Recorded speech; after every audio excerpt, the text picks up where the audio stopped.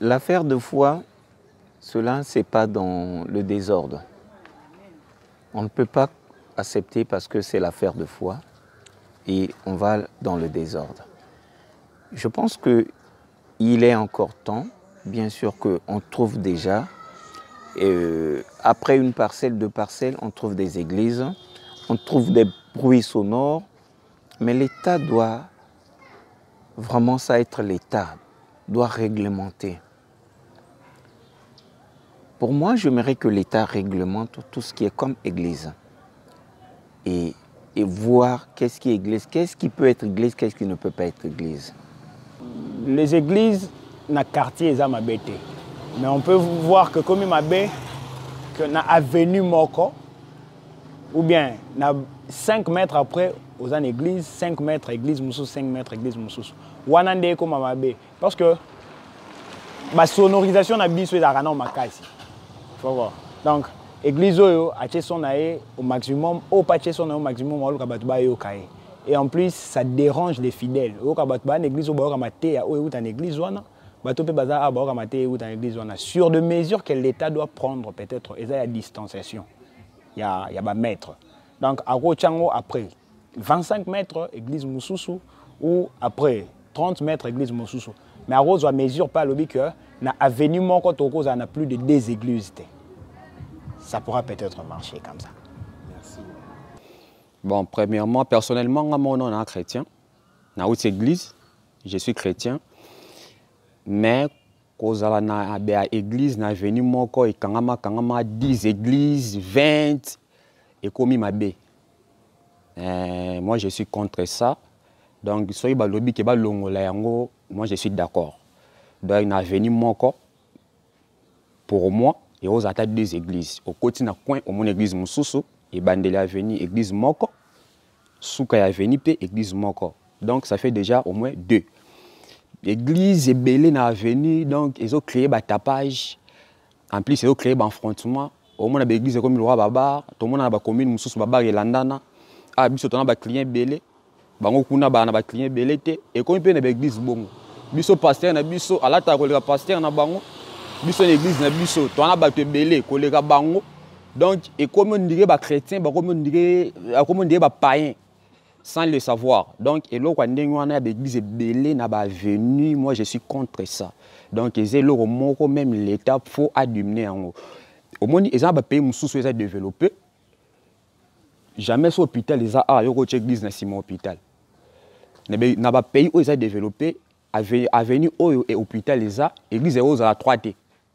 L'église est à la distance dans l'hôpital, ou soit l'église est à la T.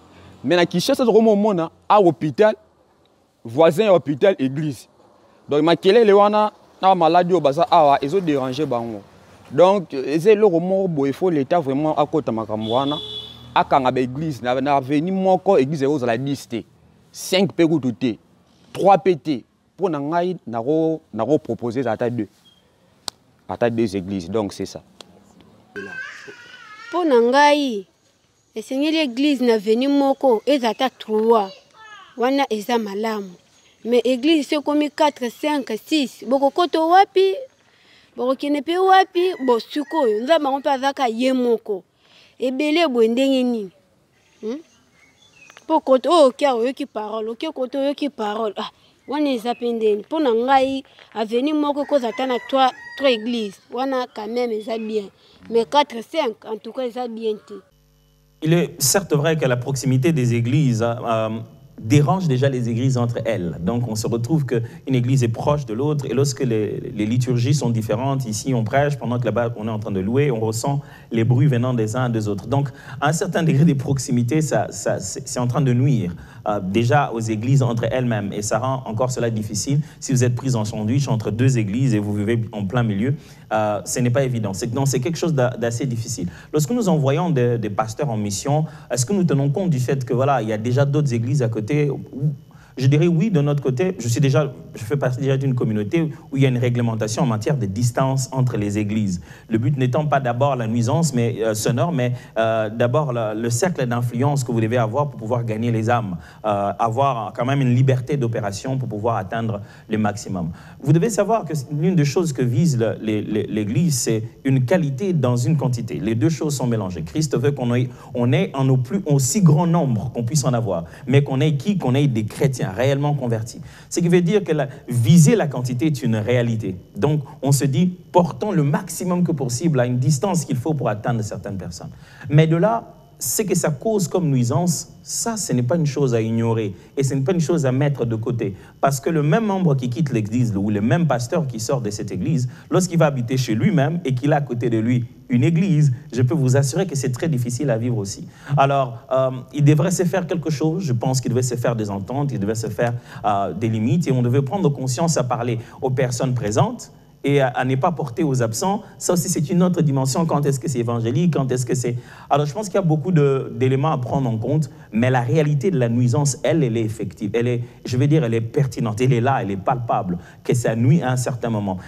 Et j'aimerais autant le dire ici qu'il n'y a pas que les églises qui nuisent. Il y a beaucoup de choses. Des fois, c'est le voisin seulement qui nuit avec sa fête. Des fois, c'est un bar qui nuit. Des fois, c'est une moto à un degré de fréquence, de nuisance sonore. Donc, si on veut combattre le problème de la nuisance sonore, je pense qu'il faudrait le combattre de manière un peu plus, je vais dire, intégrale, et les églises ne seront pas un élément à ignorer.